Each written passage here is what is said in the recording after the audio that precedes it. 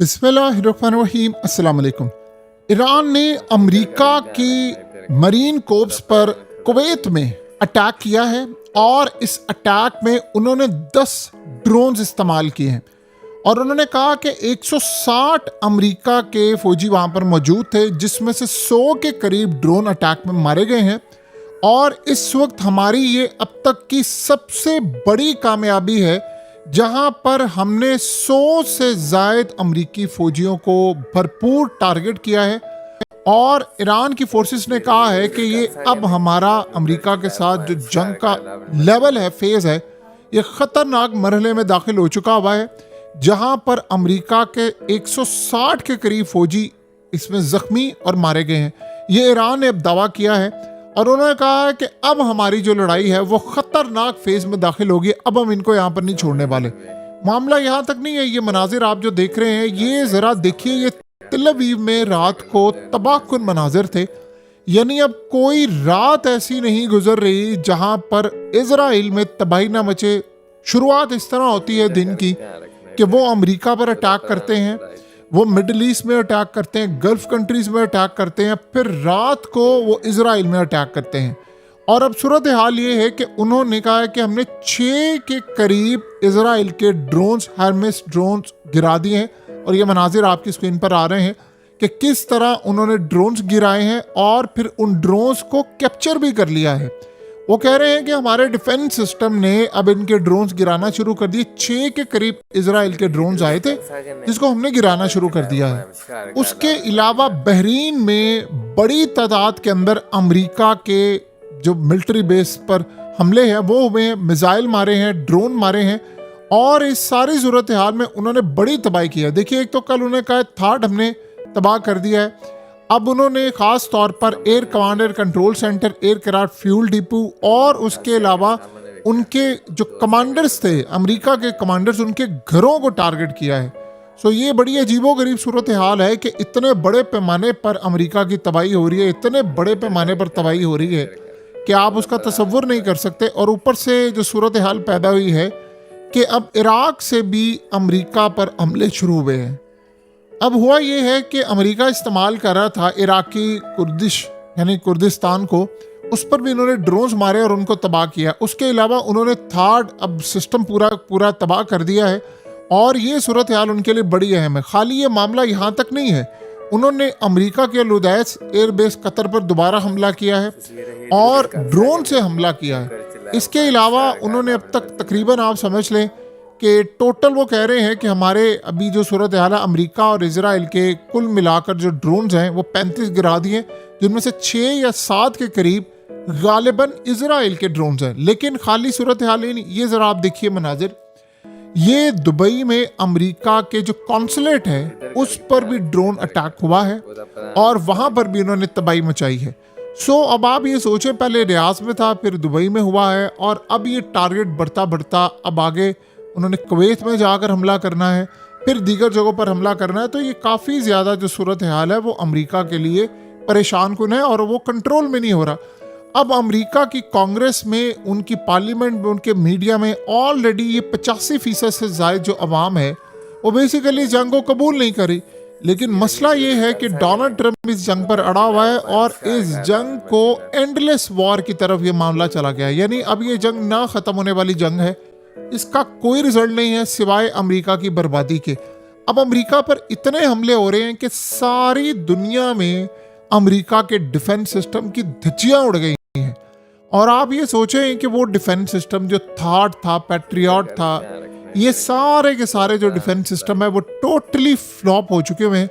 आपको पता है कि ईरान इस वक्त क्या कर रहा है? वो कह रहे हैं कि हमारी जो स्ट्रेटजी है, ये ड्रोन्स भेजना, एक तो पैनिक क्रिएट होता है, इससे जाहिर सी बात है हर जगह पर अटैक हो रहा है, लेकिन उसमें एक और भी एडिशन आप चीज़ ऐड कर लें कि उस अटैक के साथ साथ वो अमेरिका के मिसाइल और दीगर जगहों पर जो मिसाइल हैं, स्टॉक है, उसको ख़त्म करते जा रहे हैं कि एक दफ़ा हम इनका स्टॉक ख़त्म कर लें, उसके बाद हम जो अटैक करेंगे वो बड़ा ख़तरनाक होगा, वो मिसाइलों से हो, दीगर चीज़ों से हो। देखिए मसला क्या हुआ है, चाहे सब कहते रहे कि जी नहीं, वो चाहे ट्रम्प कहता रहे बाकी कि जी हमारे पास स्टॉक पड़ा है, स्टॉक नहीं है। मार्को रूबियो ने खुद कहा है कि हम 6 से 7 मिसाइल बना सकते हैं महीने में, हमारी इतनी कैपेसिटी है। उसको टाइम लगता है।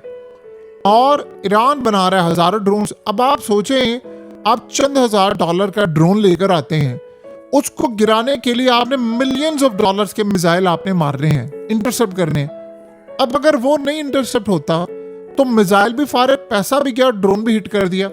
लेकिन आप उसको रोकने के लिए 2-3 मिसाइल मारते, वो रुक ही नहीं पा रहा। F-35 तैयारे आपको इस्तेमाल करने पड़े। थर्ड आपका तबाह हो गया है, अर्ली वार्निंग सिस्टम तबाह हो गया है, पैट्रियट को हिट किया जा रहा है। तो अमेरिका से मिसाइल नहीं रुक पा रहे, ना वो कुवैत में रोक पा रहे हैं, ना वो कतर में रोक पा रहे हैं, दीगर जगहों पर ड्रोन्स हिट हो रहे हैं आगे। तो ये काफ़ी ज़्यादा इनके लिए परेशान कुन सूरत हाल है और काफ़ी ज़्यादा मामला इस वक्त ख़राब होता जा रहा है। लेकिन जो अब इन्होंने कैंप आरिफ जान बेसिकली अमेरिका की मिलिट्री बेस है कुवैत के अंदर, वहाँ पर जो हमला करके उन्होंने कहा है कि हमने तकरीबन 100 से ज़्यादा अमेरिकी फ़ौजी इस वक्त मारे हैं। ये ईरान ने दावा किया है। ये बड़ा हैरान कर देने वाला दावा है कि वहाँ पर देखिए डोनाल्ड ट्रंप, अब ये सूरत हाल कहता जा रहा है जी हमारे पहले जी 8 से 10 लोग मारे गए। ये जितनी तबाही हो रही है, आप बताइए क्या अकल तस्लीम करती है कि यहाँ पे सिर्फ 8 से 10 लोग मारे गए हैं?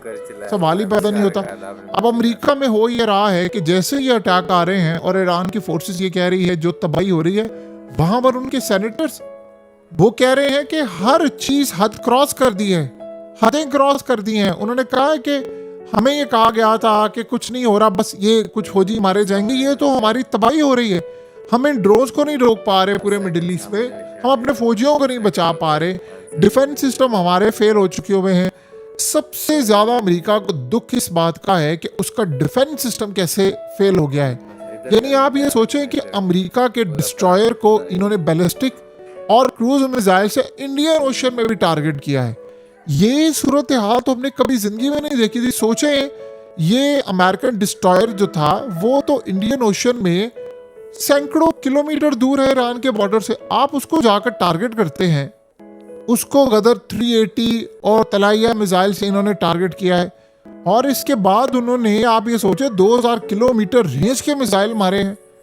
ये अमेरिका के लिए तो काफ़ी ज़्यादा परेशानी की सूरत हाल है। अब ये जो डिस्ट्रॉयर उन्होंने तबाह किया है, ये बेसिकली रीफ्यूलिंग के लिए इस्तेमाल होता था अमेरिकन टैंकर, यानी तो इसको उन्होंने हिट किया है कि आप अब रीफ्यूलिंग कर लें। यही वो तमाम चीज़ें जो इजराइल के जेट्स को रीफ्यूल करते हैं, अमेरिका को रीफ्यूल करते हैं, तो काफ़ी ज़्यादा उनका नुकसान हो रहा है। बहुत ज़्यादा अमेरिका को नुकसान उठाना पड़ा है।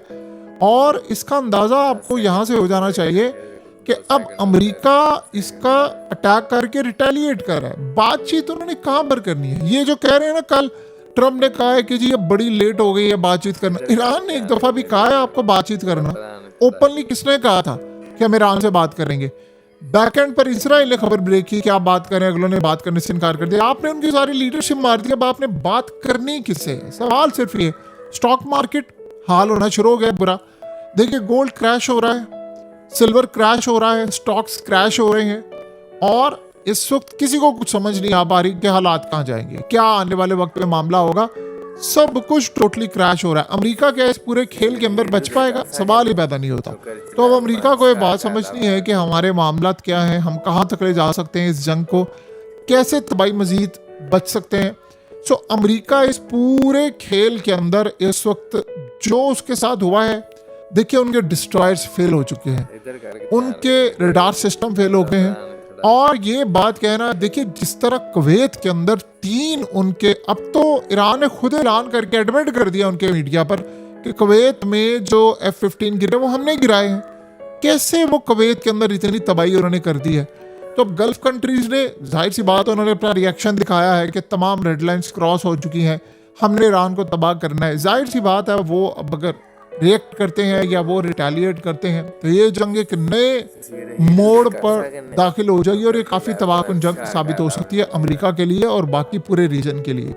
सो अब असल मसला ये है कि सलूशन इसका क्या है, ईरान से आप क्या बात करेंगे। देखिए, बातचीत तो आप ये करते हैं कि ठीक है, जब ये जंग बंद कर रहे हैं। पिछली दफ़ा आपने किससे बातचीत की थी? ईरान की सुप्रीम लीडर से बातचीत की थी ना, कि जंग उन्होंने, ठीक है उनके इतने लोग मारे गए थे, फिर भी 12वें दिन इन्होंने जाकर बातचीत की, सब कुछ किया, वो तैयार हो गए थे। आपने लीडर को मार दिया है, आपने कमांडरों को मार दिया, आपने किससे करनी है बातचीत? अब सारे फ्री हो चुके हैं, सबको फ्री हैंड मिला हुआ है। हो सकता है कल को एक जगह पर ड्रोन जो लॉन्च करने वाले ग्रुप है वो इनकार कर दे कि हमने तो बात ही नहीं करनी। पहले लीडर होता है, आप उसके थ्रू एक जगह दूसरी जगह बात करते हैं। ये असेसमेंट तो अमेरिका की थी ही नहीं कि अगर ऐसी हम बातचीत करेंगे और ऐसी तबाही करेंगे फिर क्या होगा। अब आपने सबको मार दिया, आप प्रेसिडेंट से बात करेंगे? प्रेसिडेंट तो इस लेवल का है ही नहीं बंदा जिससे आप बातचीत कर सके। सो अब सूरत हाल और ज्यादा खतरनाक हो गई है। इधर करके ध्यान रखना, इधर कर हकीकत